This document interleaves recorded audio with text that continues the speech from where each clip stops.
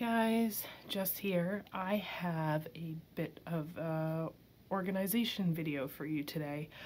I thought it would be helpful to share with you guys how I organize and store my thickers and all my embellishments, ephemera, so it's easily accessible and makes what I feel scrapping way easier, and I can spend more time creating rather than like searching for my products.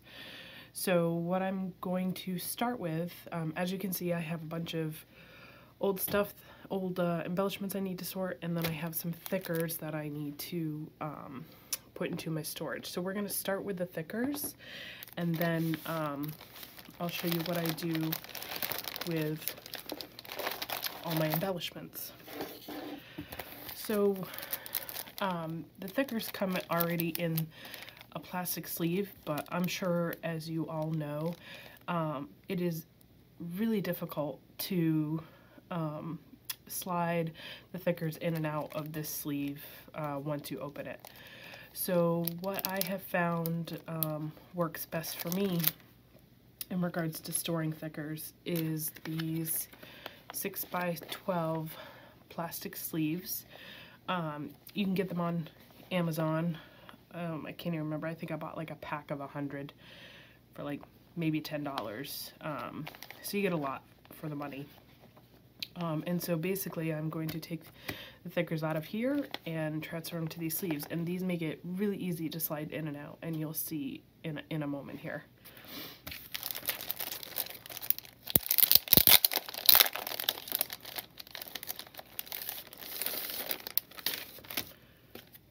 So these sleeves are just slightly larger, or just a hair wider than the thickers. So as you can see, those slide in and out really, really easily. You don't have to fight with the packaging, and they're still protected by the sleeve. Now, so you can leave them like this if you prefer, but I like to keep the tags. I like to know which collection these thickers are from. So I am going to take the tag out.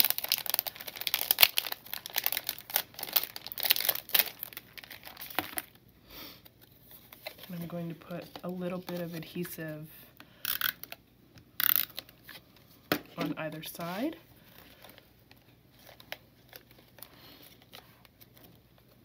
And then you're just going to add this to the top of your bag. So now you have the collection tag here, but it's still easy to get your thickers in and out. And if you guys saw my organization, or my craft room tour, excuse me, you saw that I store my thickers in a desktop file on my Rascog. So I put them all in these sleeves, and then I sort them by, or organize them by color. So I'm just going to do a couple more.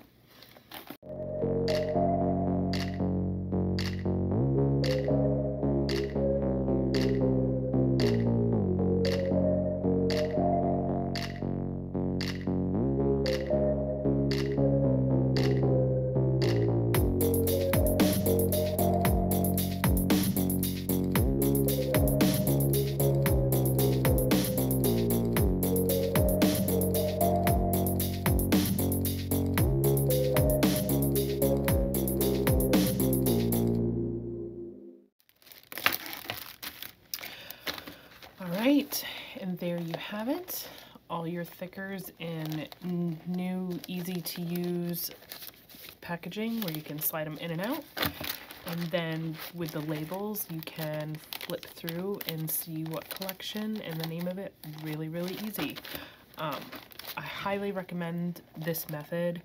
It works very, very well. Even if you don't store them in a Rascog like I do with a desktop file, if you sort them in a fabric bin or in a box, no matter what, this method works really, really well, and you don't have to fight with the original packaging.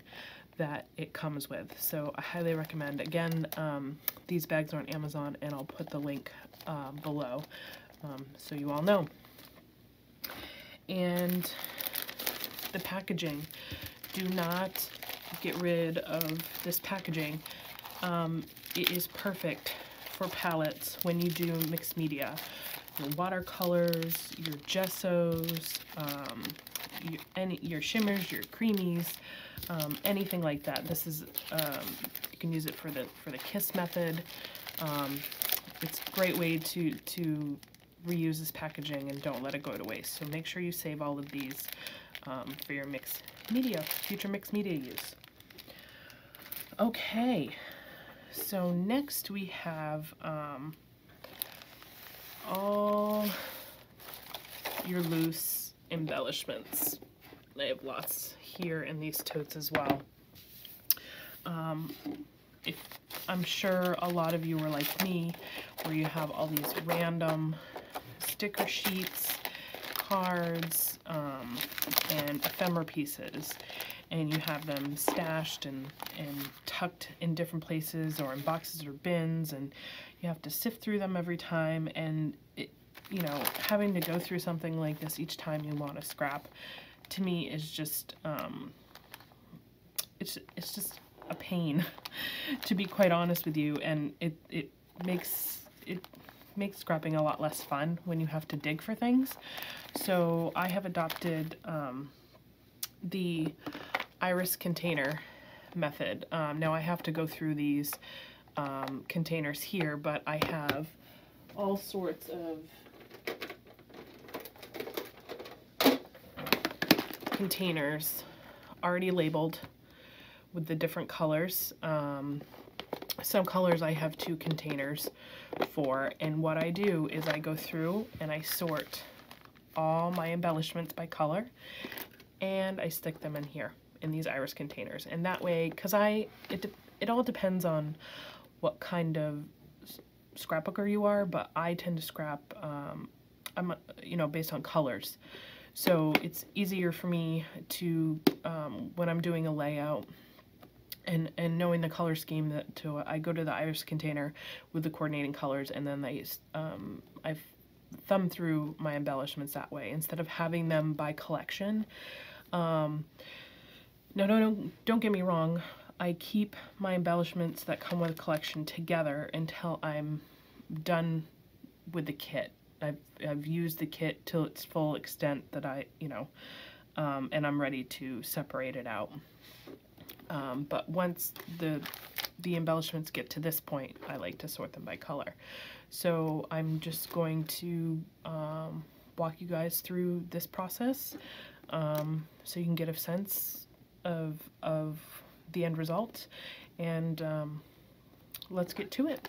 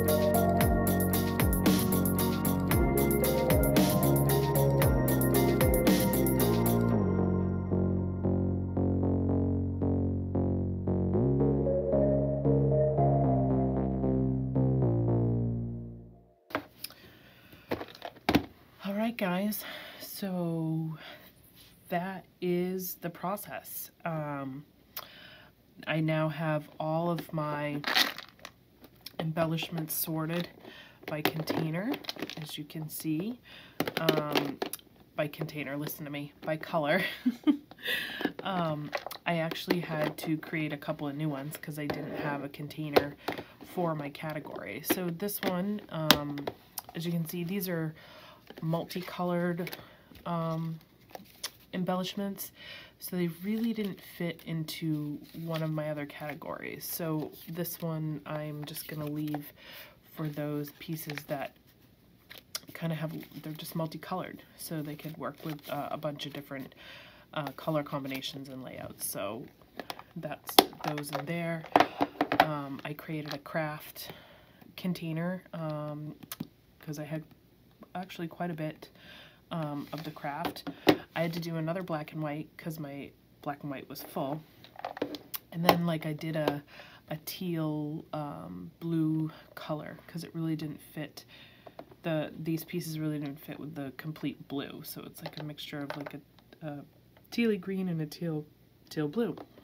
So the last little bit here is that I need to do is just make some labels for these containers, and those will be ready to go. And as you can see here, I have these containers already labeled, so when I'm creating a layout, I just go to my cart and I pick out the colors that that my layout contains, and I sort through my embellishments. This system and this method has worked out really well for me. Again, it makes finding embellishments super easy, and I don't have bags and bins and boxes of stuff just strewed everywhere. They're in one central place, all organized, and when things are organized, I desire to scrap more, and I have more time to scrap because I'm not searching for things all the time. So that is it. That's concludes this video. I hope these tidbits and these organization tips were helpful for you. Give it a try, or if you have a different way of organizing and storing your thickers and embellishments, leave a comment below. I'd love to hear from you, and I'm always looking for new and improved ways to store my supplies. So again, I hope you guys enjoyed this video. Thank you so much for watching. Make sure you hit subscribe and like this video, and I will talk to you guys again soon. Bye.